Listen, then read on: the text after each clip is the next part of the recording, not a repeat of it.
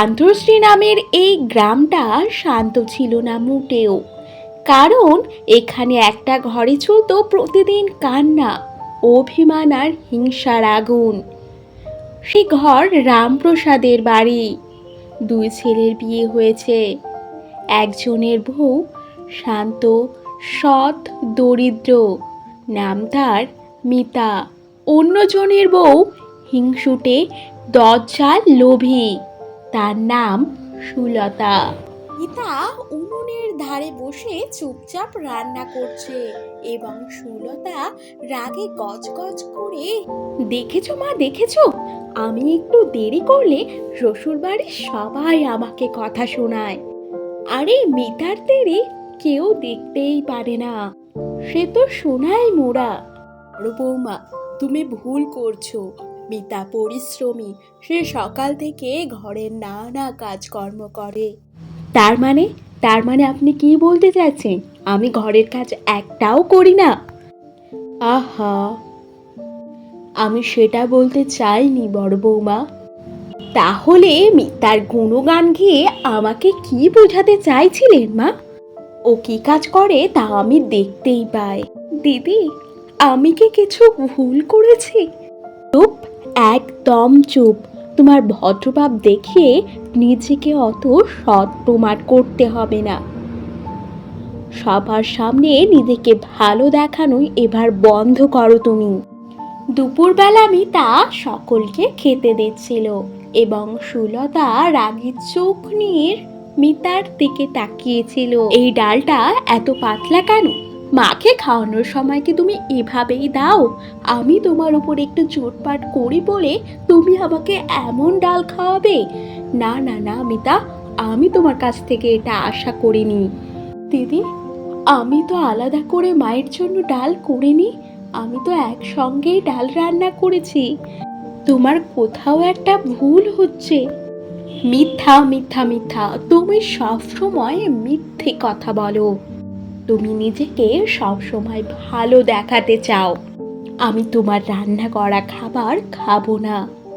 এই বলে সুলতা প্লেটটি ছুঁড়ে ফেলে দিল। বলে চমকে ওঠে এবং শাশুড়ি চিৎকার করে বলে, বড় বৌমা, এটা কি ধরনের অসভ্যতা? বড় বৌমা, তোমার কি হয়েছে কি বলো দেখি? তুমি সব কাজেই মিতার খুঁত ধরো কেন? ওকে কি তুমি তোমার বোনের মতো ভাবতে পারো না?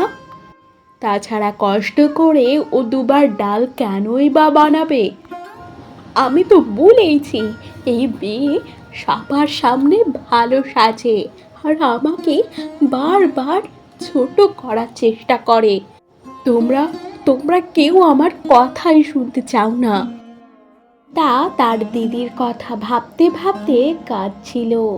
ঠিক তখনই তার স্বামী অর্জুন এসে তাকে বলে, কাঁদছো কেন গিন্নি?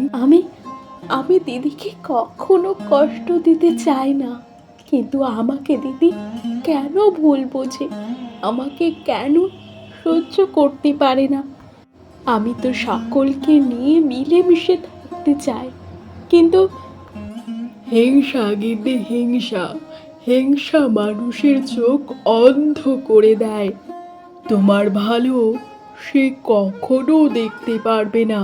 পরদিন সকালে সুলতা বাজারে যায় এবং বাজারে তার এক পুরনো বান্ধবীর সঙ্গে দেখা হয়ে যায়। আরে বান্ধবী সুলতা, কেমন আছিস বল? শুনলাম তোদের বাড়ির ছোট বউ নাকি পরীর আশীর্বাদ নিয়ে জন্মেছে।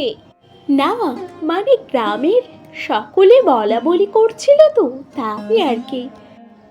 কি, এই ব্যাপারটা তো আমি জানি না, কেউ কেন আমাকে বলেনি?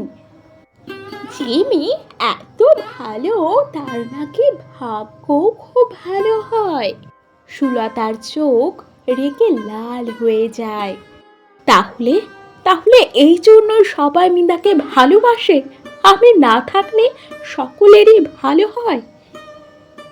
সুলতার হিংসায় মাথা পুরো গরম হয়ে যায়। তা যখন গাছের জল দিচ্ছিল, সুলতা লুকিয়ে মিতাকে দেখছিল এবং বলল, আজ একটা শিক্ষা ওকে দিতেই হবে, নইলে ওর জন্য আমার জীবন অতৃষ্ট হয়ে উঠবে।